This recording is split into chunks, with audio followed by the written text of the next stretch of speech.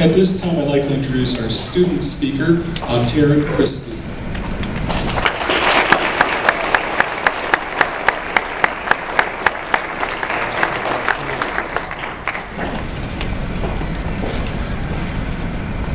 When I was first asked to give this speech, my first response was yes, of course. Because think about it. How many chances do you get to really say what you think in front of half your grade? When I got home that night, I told my parents how I was asked to give a speech, and they both got a little emotional, to say the least. But see, here's how they differ. No later than about 5 minutes after I told them, my mom had come up with a solid 10 different things I could say, and was acting them out in the kitchen. For the past few weeks, she's been dropping hints and quotes, trying to worm her way into my speech. And quite frankly, she'd be up here giving it for me right now if I hadn't stopped her. Now my dad, on the other hand, sees this as a punishment. And literally asked me why I didn't take a detention instead.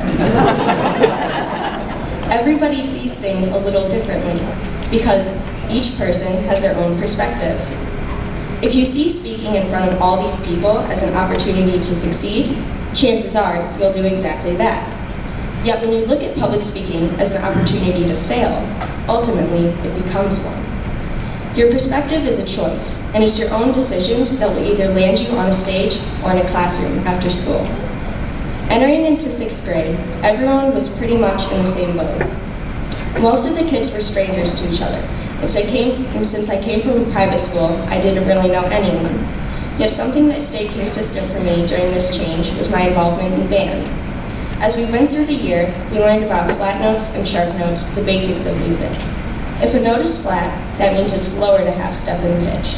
If a note is sharp, on the other hand, that means it's raised a half step in pitch.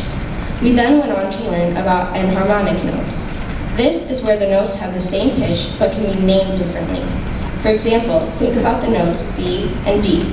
If you raise C a half step and lower D a half step, they become the same pitch. But in reality, they're named C sharp and D flat. The note can really be called whatever you want, because it's how you look at it. If you spend all your life looking at everything down a half step, how will you ever know how to view that same note from a different perspective? It's perspective that can take you from a flat to sharp and make you realize that maybe they're the same note after all. This same perspective can help you see both sides to any situation that crosses your path throughout the rest of your life. In the same way that perspective will lead you to a better point of view, it can also make a difference in how you achieve your goals. Last fall, I went to Nationals with my cross-country team in Louisville, Kentucky. Nationals is a huge meet with over 150 competitors per race and club teams from all over the United States. Everything after the initial start of the race is a blur, but I remember having absolutely no idea what my time was and taking things person by person, only looking ahead to try to pass the next one. When I crossed the finish line, I had taken 1 minute and 30 seconds off my best time. If I had said to myself, all right, let's take 1 minute off my best time, there's no way I could have done it, because in order to achieve a big goal, you need short-term ones. When you look at a race and think, just past this one person, that's all I need, it's so much more attainable than simply saying, I have to win. Now, I didn't win that meet. In fact, I didn't even come close.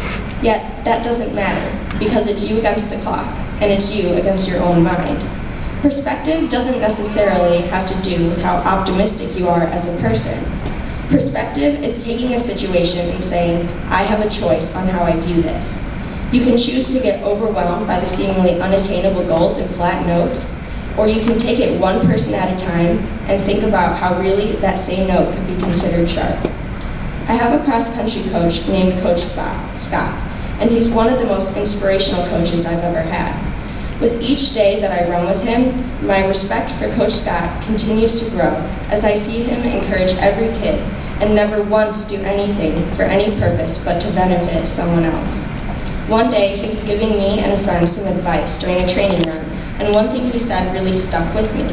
He said, everybody has negative thoughts, but it's how you deal with and overcome those thoughts that defines your character and makes you who you are. At the time, we were on about mile 5, so all I could really manage was a nod with as much enthusiasm as I could muster. But his message continues to impact me today, because the only person who really has a say in how you look at things and how you achieve your goals is you. So whether you're faced with a two-sided situation or a goal that seems as if it's simply too much, remember that you always have a choice on how you view things. I'd like to give a special thank you to all of the parents, teachers, and friends who are here today as they continue to help us form our perspectives as we move on into high school. As we take on these next 4 years, all of us will inevitably come across these two-sided situations and develop long-term goals. But if we always remember that how we see these things is a conscious choice, we will not just survive high school, but succeed throughout it.